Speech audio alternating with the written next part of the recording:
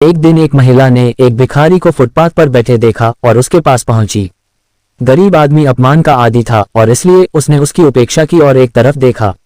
दृश्य देख रहे एक पुलिस अधिकारी ने महिला से संपर्क किया और उससे पूछा, क्या वह आदमी आपको परेशान कर रहा है? उसने जवाब दिया, नहीं, मैं उसे इस रेस्तरां में ले जाने की कोशिश कर रही हूँ क्योंकि मैं देख रही हूँ कि वह भूखा है और उठने की ताकत भी नहीं है। क्या आप कृपया उसे रेस्तरां में ले जाने में मेरी मदद करेंगे? पुलिसकर्मी ने तुरंत गरीब आदमी की मदद की। जब वे रेस्तरां में पहुंचे और वहां भिखारी को देखा तो वेटर रोमांचित नहीं हुआ और बोला, माफ कीजिए मैडम, लेकिन वह यहाँ नहीं रह सकता। वह मेरे मेहमानों को डराता है। महिला को गुस्सा आया और उसने कहा, सप्ताह में 3 बार आपके रेस्तरां से सड़क के उस पार कंपनी के निदेशक और अधिकारी दोपहर का भोजन करते हैं और मुझे पता है कि इसकी कीमत कितनी है। जब वे रेस्तरां में पहुंचे और वहां भिखारी को देखा तो वेटर रोमांचित नहीं हुआ और बोला, माफ कीजिए मैडम, लेकिन वह यहाँ नहीं रह सकता। वह मेरे मेहमानों को डराता है। महिला को गुस्सा आया और उसने कहा, सप्ताह में 3 बार आपके रेस्तरां से सड़क के उस पार कंपनी के निदेशक और अधिकारी दोपहर का भोजन करते हैं और मुझे पता है कि इसकी कीमत कितनी है। मैं कंपनी का मालिक हूं, तो अब मुझे बताएं कि क्या मैं कर सकता हूं। यहाँ रहो और मेरे दोस्त के साथ खाओ, हाँ या ना? वेटर ने सहमति में सिर हिलाया और यह दृश्य देख रहे पुलिस अधिकारी दंग रह गए।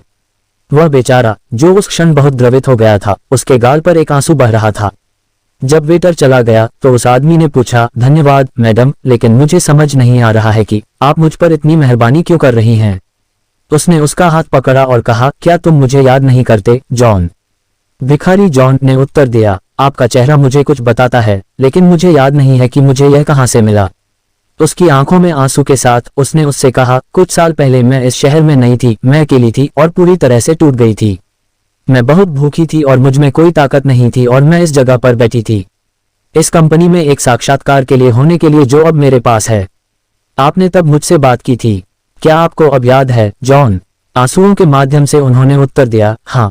उसने आगे कहा, उस समय जब तुम यहाँ कहीं काम कर रहे थे, तुमने मुझे दोपहर का भोजन दिया। उस दिन मैंने अपने जीवन का सबसे अच्छा भोजन किया क्योंकि मैं बहुत भूखी थी और मुझ में कोई ताकत नहीं बची थी। मुझे इसके लिए कुछ भी भुगतान नहीं करना पड़ा।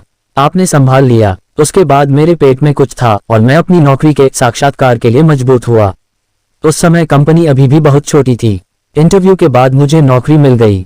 मैंने अपने तरीके से काम किया और खुद को अपरिहार्य बना लिया। मैंने बहुत पैसा कमाया और अंततः कंपनी का मालिक बन गया। मैंने आपको हर जगह खोजा, लेकिन मैं आपको नहीं मिला। आज आपको इस स्थिति में देखकर मुझे दुख होता है। आज से तुम सड़क पर नहीं सोओगे। तुम आज रात मेरे घर आ रहे हो। कल हम नए कपड़े खरीदेंगे और तुम मेरे लिए काम करोगे। फिर हम आपके लिए आवास की तलाश करेंगे। वे कुछ देर एक साथ गले मिले और रोए।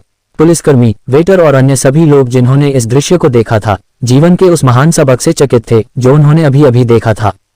कहानी का नैतिक पहलू है, आज मैं ही जरूरतमंद हूँ, कल यह आप हो सकते हैं। विनम्र और उदार बने रहें। दोस्तों, ये कहानी आपको कैसी लगी आप कमेंट करके अवश्य बताएं। मुझे उम्मीद है कि ये कहानी आपको अच्छी लगी होगी।